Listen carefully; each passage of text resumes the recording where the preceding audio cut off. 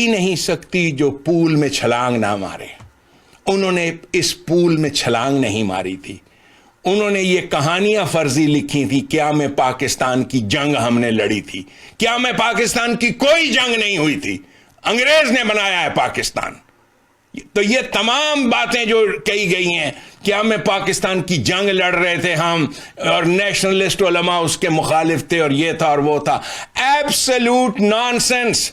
जिस इंसान ने अभी तक ये नहीं जाना कि पाकिस्तान बनाने वाला अंग्रेज था, जिसे जरूरत थी ऐसे फैनेटिक्स की जो सोवियत यूनियन को डिस्ट्रॉय कर सकें। That was the purpose of the creation of Pakistan. So ये तमाम बातें जो गुलाम अहमद परवेज साहब ने लिखी हैं, आई चैलेंज दोस, और दीज आर फैक्ट्स। ये बातें हैं। तो ये बातें और ये कहना कि जी वो को खुदा थे या ऐसी चीज, हमारा ये जो आपका